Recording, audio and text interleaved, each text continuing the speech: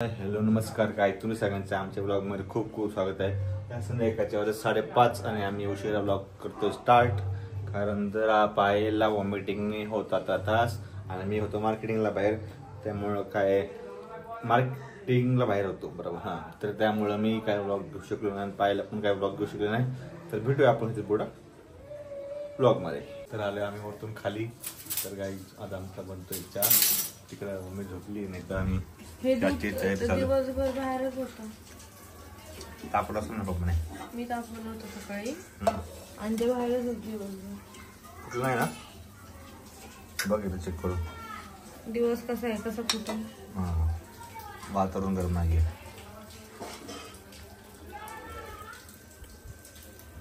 तर गाईज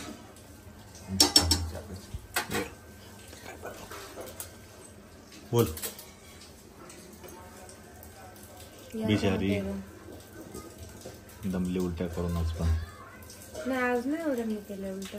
मग एकच केली आज. मग काय एक केलं, 2 वेळा गोळ्या खाल्ल्यास. त्रास होत होता. कसला? कसं तरी होत होतं. आधी मूड स्विंग्स होते पाय घाल. बरं बरं का नाही, मळमळ 4थ्या ते 5व्या महिन्यामध्ये मूड स्विंग्स होतात. मन बदलतं, मूड चेंज होतो, थकवा जाणवतो. त्यातल्या काही गोळ्या खाण्याची गरज नाहीये. मळमळ होत होतं म्हणून. हा, मळमळ तर होणारच करतात. तेच तर प्रेग्नन्सी ओळखतात पिक्चर मध्ये, कोरड्या उलट्या होणं वगैरे वगैरे वगैरे, बरोबर ना. पिक्चर मध्ये तर काय दाखवायचे, डायरेक्ट नाही नाही अशी चक्कर येऊन पडतात direct. चक्कर डायरेक्ट उलटी काढून दाखवतात. बरं काही होत नाही. रेल मध्ये काय नसतं. रिअल मध्ये काय नसतं. रिअल मध्ये काय कोरड्या उलट्या नाही, डायरेक्ट उलट्या. पण त्याच्यात कळतं ते उलट्या व्हायच्या आधी कळतं. हो, उलट्या व्हायच्या आधी कळतं. पिक्चर मध्येच काहीतरी दाखवलं ते मला तसंच वाटायचं. पण तेच वाटायचं की तसंच होतं का काय, तसंच होतं काय, पण तसं नाही होत काय. पिक्चर मध्ये सगळं फेक असतं गाईज. तर गाईज तुमचं एक पिक्चर दाखवतात किती मस्त, वा प्रेग्नेंट आता मस्त खुश, सगळं दिवस एकदम मस्त हॅपी हॅपी हॅपी, असं काही नसतं. मूड स्विंग्स होतात. आणि एका ताईची कमेंट होती की पायल ताई तुला काय सिम्पटम्स होते, पायल थोड्या वेळाने सांगा तुम्हाला त्याचं काम झाल्यावरती की तुम्ही शेअर कराल का. आता मला पण मार्केटिंगला परत जायचंय. आम्ही मार्केटिंगला, तुम्ही ऐकलंच आमच्याकडे मार्केटिंगला काय म्हणतो, मार्केटिंगला जायचंय कारण की फोन वाजता थांबवता म्हणजे का, कारण की अजून आपण आपल्या प्रोडक्टची मार्केटिंगच करतोय. आपण अजून प्रोडक्ट आपलं काय मार्केटमध्ये प्रॉपर अशी अजून लाईन बसली नाहीये की बा लाईन जाऊन टाकतोय असं तुम्हाला म्हणाल. अर्थात जुने नाहीयेत, म्हणजे जुने कधी होतो आम्ही, दुधाची लाईन होती ना तेव्हा ती जुनी होती आमची. पण मध्ये 2 वर्ष दुधाच्या लाईनीला पण गॅप पडला. गॅप नाही, बंदच केला आपण, बंद केलं दूध. मग त्याच्यामुळे गॅप पडला ना, गॅपच झाला ना तो. म्हणजे गिराईक होती ना जी आमची दुधाची, ती तुटली. मग आता ते परत गिराईक बसवणं मुश्किल काम आहे. कारण की सगळीकडे जायचं, आपलं प्रोडक्ट दाखवायचं, त्यांना टेस्टिंग करायला लावायची, तुम्ही खाऊन बघा कसं लागतंय असं तसं. मग ते कस्टमरला आवडलं तर ते घेणार. हे सगळं पुढचा विषय. म्हणून मार्केटिंग गरजेची आहे. म्हणून मी यांना सारखी म्हणत असते की तुम्ही बसतच लावू नका घरात. तुम्ही आले ना रात्री पण मार्केटिंगला जावा. त्यामुळे आम्ही मार्केटिंग म्हणतो. जावं लाईन बसत म्हणून लाईनवर घ्या. आमची मार्केटिंग चालू आहे. आणि एकांची एक कमेंट आली, आमचं पिंपरी चिंचवड मध्ये दुकान आहे, तिकडे भेटेल का तुमचं दही. तर सध्या तरी नाही पिंपरी चिंचवड मध्ये, कारण आपलं थोडं छोटं आहे. जेव्हा हळूहळू वाढेल तोपर्यंत आपण तिथपर्यंत आपण पोहोचू. आता आपण आपला भाग कव्हर करतोय, कारण ट्रान्सपोर्ट खर्च पण असला पाहिजे. आम्ही तुम्हाला दही नाही देऊ शकत एवढे लांब चिंचवड पर्यंत, पण मला दुःख या गोष्टीचं वाटतं की आमचं दही एकदम प्युअर असतं, म्हशीच्या दुधाचं. असं बाकी कोणतेही ब्रँड नाही का म्हणजे एवढं प्युअर देत नाही, थोडीशी भेसळ तर करतातच, पण आमचं प्युअर आहे. आणि तुम्हाला आम्ही एवढं लांब देऊ शकत नाही, म्हणून मला कसं तरी वाटतंय. तुम्ही जवळ कुठेतरी असतं ना तर आम्ही नक्की प्रयत्न केला असता तुम्हाला द्यायला. जवळ म्हणजे स्वारगेट, आंबेगाव पठार, मानवडी, तळजाई, दत्तनगर, जांभूळवाडी, कात्रज, नंतर टिळेकर नगर, असे कोणते एरिया असेल तर आम्ही नक्की दिला असतं. तर मला पण असं वाटतं काही पाहिजे की मी पण माझा अकाउंट प्रायव्हेट आहे इंस्टाग्रामचं, ते पब्लिक करून मिनी ब्लॉग चालू करायचे बिझनेसच्या रिलेटेड. असं वाटतं मला डेली की मी बिझनेसला असं केलं. पहिलंच म्हटलं होतं की तू कर म्हणून, कारण की प्रतीकला कसं आहे माहिती का, टाइमचं हे ना मॅनेजमेंट काढणार कोण रे व्हिडिओ? असा प्रॉब्लेम आहे, टाइमचं मॅनेजमेंट ना स्वतःच काढायचं. आणि आपण ते 11 नाही एवढ्या क्लॅरिटी चांगली येते यार. ते पण आहे, पण तू हा मोबाईल पण घेऊन जाऊ शकतो. नाही ना, मग इथं तुझे ब्लॉग काम झालं तर मला काही काम नसतं जास्त दुपार. मी बिझनेसचे माझे वेगळे मिनी ब्लॉग कारण आज कसं की बिझनेसचे मिनी ब्लॉग काढतात.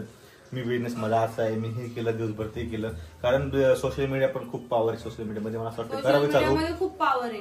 म्हणजे ना शून्यातला माणूस म्हणजे जो काही व्यक्ती नाही ना तो एकदम टॉपच्या लेवलला जाऊ शकतो. म्हणजे ही सोशल मीडियाची पॉवर आहे खरंच. आणि आतापर्यंत खूप जणांबद्दल असं झालंय की ते एकदम शून्यातून वरती गेले ते. मला पण असं वाटतं बघू आपण ट्राय करू उद्या एकदा की दाखवू आपण मिनी ब्लॉग मध्ये एकदा ट्राय करू. व्हॉइस ओव्हर तर मी आता काय बोलतो मला ते कळत नाही. महत्वाचं पॉईंट मी आता काय बोलतो ते कळत नाही. जेव्हा मी मिनी व्हॉइस ओव्हर करेल तेव्हा मी हसल. तू काय, मला खूप जण काय बोलले ऐकतं, मला खूप जण बोलले की तुम्ही तुमच्या बिझनेसची मार्केटिंग का नाही करत. म्हणजे आम्ही सगळे जे प्रमोशन करतो पण आमच्या बिझनेसची मार्केटिंग का नाही करत, असं मला खूप जण बोललेत. म्हणजे आमच्या इथले पण बोलले ते, माझी मम्मी पण बोलती, साक्षी पण बोलती का नाही करत. पण प्रत्येकच म्हणतो नको करू, म्हणजे नाही करायचं आता लगेच स्टार्टिंगला, कारण की आता सुरुवात आहे म्हणून. अरे आता आपली ऑडियन्स बघती पार लांबून. ऑडियन्स आपल्या हितली पाहिजे ना तेव्हा. ते वेगळी गोष्ट आहे. ब्लॉग कोण बघत नाही. इंस्टाग्रामला मिनी ब्लॉग वगैरे बघू शकतात. त्यामुळे आता बघू उद्या ट्राय करू एकदा. एक दिवस मी ट्राय करून बघतो कसं होतं आपलं ब्लॉग बनतोय का. माझं बोलणं लोकांना कळतंय काय एडिट केलेलं. पहिले तो महत्वाचा प्रश्न आहे सगळ्यात. तर भेटू आपण थोड्या वेळाने चहा पिताना. गाईज चहा पाणी सगळं झालं आमचं करून. आणि प्रतीक गेलाय ग्रीन पीस आणायला. सकाळपासून टिकली लावली होती. प्रतीकने टिकलीचं पाकिट आणून दिलं, म्हणलं लाव टिकली लाव पहिली.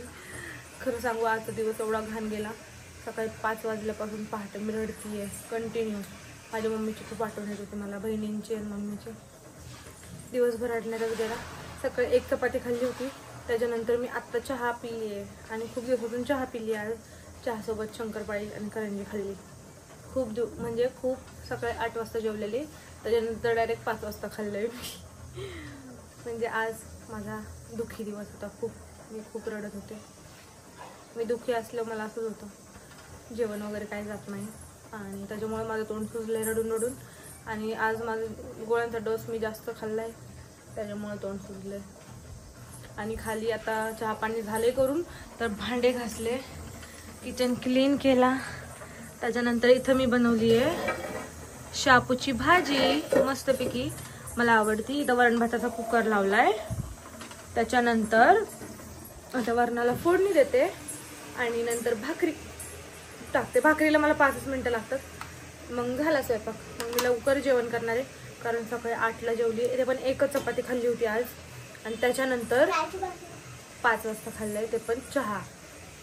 त्याच्यामुळे भूक तर लागली. आणि त्याच्यात मी आज 7 गोळ्या खाल्ल्यात सकाळी. सो डोळे पण चुरचूर करायला लागलेत रडून. तर चला आता स्वयंपाक घेते बनवून आणि मग जेवण करू आपण. तोपर्यंत प्रतीक येईल. तर मंडळी माझं जेवण झालंय 8 वाजताच करून, कारण मला गोळ्या खावं लागतं. मी लवकर स्वयंपाक बनवते आणि लवकर माझं जेवण घेते. मग आता यांचं जेवण चाललंय. 9 वाजलेत आता. आणि मला कैरी खाऊ सोडली म्हणून प्रत्येक कैरी घेऊन आला. आता मस्त कैरी खाते. आणि यांचं जेवण चाललंय. पप्पा बसले तिकडं, हे दोघं इकडं, मी इकडं. तर या जेवायला.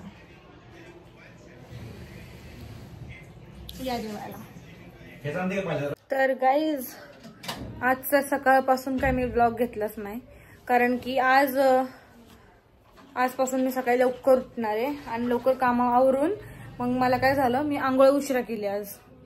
पहिलं काम आवरलं, मग आंघोळ केली, उलटं केलं आज. आणि त्याच्यामध्ये मी आंघोळ पण बळबळ केली, कारण की मला उलटी झाली आणि ती माझ्या कपड्यावर पडलेली. त्याच्यामुळे मी उलटी झाली म्हणून आज आंघोळ केली. ह्याचं काय चाललंय मध्ये मध्ये. तर आज ना मी रागात 2 उलटीच्या गोळ्या खाल्ल्या, कारण मला आज पहिलंच माझ्या मम्मीची आणि माझ्या बहिणींची आठवण येत होती. त्याच्यामुळे मी सकाळी एवढी रडले, माझं तोंड तेव्हा सुजलं. आणि त्या मी गोळ्या खाल्ल्या. आणि त्याच्यानंतर 1 तासानंतर मी अजून ज्या माझ्या नॉर्मलच्या रोजच्या गोळ्या आहेत त्या गोळ्या खाल्ल्या. म्हणजे आज मी 6 गोळ्या खाल्ल्या सकाळी. आता परत 1 गोळी खाल्ली आहे. त्याच्यामुळे माझं हे तोंड असं सुजलंय. मी झोपले नव्हते आणि पडले होते. प्रतीक झोपला होता तेव्हा. एक असा डुलका लागला होता, पण मी तेव्हा पण 10 मिनिटं मोजून झोपले असन, कारण मला झोपच येत नव्हती. झोप आलती तरी पण मी झोपले नाही, कारण की तुम्ही सगळे म्हणता की झोपलं तर बाळाचं डोकं मोठं होतं म्हणून मी त्याच्यामुळे आता झोपत पण नाही जास्त काय. मी रात्री पण काल 11 वाजता झोपून सकाळी मला 4ला जाग आली होती पहाटे. ह्याने अलार्म लावला होता 7चा, पण मी तो पण नंतर बंद केला, कारण की मी लवकर उठले होते, मला लवकर जाग आली होती म्हणून. तर मुद्दा हा आहे की तुमचे सगळ्यांचे कमेंट आले मला की दीदी तू काम करत जा, काम केलेलं चांगलं असतं. 9 महिने जाऊ दे ना, माझा आवाज तर येतोय ना. तर तुमच्या सगळ्यांचे कमेंट होतं दीदी काम करत जा, काम केलेलं चांगलं असतं, कामच करत जा. तर मला सांगा आता, मी सकाळी उठल्यापासून म्हणजे घरातलं पूर्ण काम मी करते, मग मला सांगा मी अजून जास्त एक्स्ट्रा काम करू का, किंवा घरातलं सगळं करून बाहेर पण कामाला जाऊ का काम करून करून चक्कर येऊन पडू, एवढं काम करायला पाहिजे का? मगच ती प्रेग्नन्सी चांगली होती असं काय आहे का?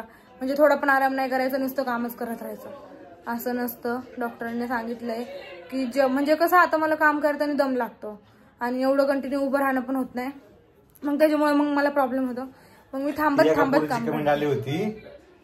तू काय जगा वेगळी पोरं काढतेस काय, काम करत जा. 9 महिने लोक पण शेती पाणी करतात. तर गाईज मी सुद्धा काम करते. एक दिवशी मी तुम्हाला माझा डेली रुटीन दाखवेल, त्यात तुम्ही बघा की मी किती काम करते आणि किती नाही करत. फक्त जी खालची आमच्या रूम मधली फरशी म्हणजे किचन मधली जी फरशी आहे ती फक्त माझ्या सासूबाई पुसतात, त्या घरातलं तेवढंच काम त्या करतात, फक्त फरशी पुसतात त्या, आणि बाकीचं सगळं मी करते. वरची फरशी मी पुसते मॉपनी, कारण मला खालची मम्मीला मॉपनी फरशी पुसलेली आवडत नाही, म्हणून मी ती पुसत नाही खालची, कारण की ती बसूनच पुसावी लागती आणि मला अजून बसून फरशी पुसायला डॉक्टरने सांगितलं नाही, म्हणून मी ते इग्नोर करते.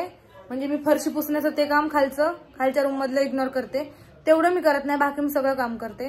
म्हणजे वरती पण येतो ना आम्ही ह्या टायमाला, आता 10:30 वाजले, ते कधी कधी 11 वाजतात, कधी कधी 10 वाजतात, कधी कधी लवकर पण येतो, तेव्हा पण मी किचन पूर्ण चकाचक आवरूनच वरती येते. म्हणजे मी पूर्ण दिवस सगळं काम करत असते. तर मला तुम्ही सांगा आता, एवढे कामं बास आहेत का अजून काम केलं पाहिजे? मला हे सांगा. तर आता बघा तुमच्याशी एवढं बोलतीये तरी सुद्धा मला दम लागलाय. म्हणजे मला कळत नाही की असं तुम्ही का कमेंट करता की काम करत जा, काम केलेलं चांगलं असतं. मला माहिती काम केलेलं चांगलं असतं, पण अजून माणसाने किती काम केलं पाहिजे? म्हणजे माणूस चक्कर येऊन पडलं पाहिजे तेव्हा असं प्रूफ होणार का हा बाबा ह्याने काम केलंय म्हणून? असं नसतं, जेवढं होतंय तेवढं मी काम करत असते. अजून एक कमेंट आली होती की तुला काही सिम्पटम्स होते ते सांग म्हणून. काय होतं? तर मला तुम्हाला सांगायचंय की मला जेव्हा प्रेग्नन्सी राहिली होती तेव्हा मी डायरेक्ट आजारी पडले होते आणि मी 2 आठवडे आजारी होते. पहिलं तर मला कळलं नाही की मी आजारी का पडले. मला असं वाटलं की वातावरण चेंज झालंय, म्हणजे कसं मध्येच पाऊस पडायचा, मध्येच नाही का उन्हाळा, असं होतं ना. हा, तुम्ही ब्लॉग पण बघा. मी खूप जास्त आजारी पडले होते, माझं अचानक वजन कमी झालं होतं, म्हणजे 5 किलो वजन माझं कमी झालं होतं.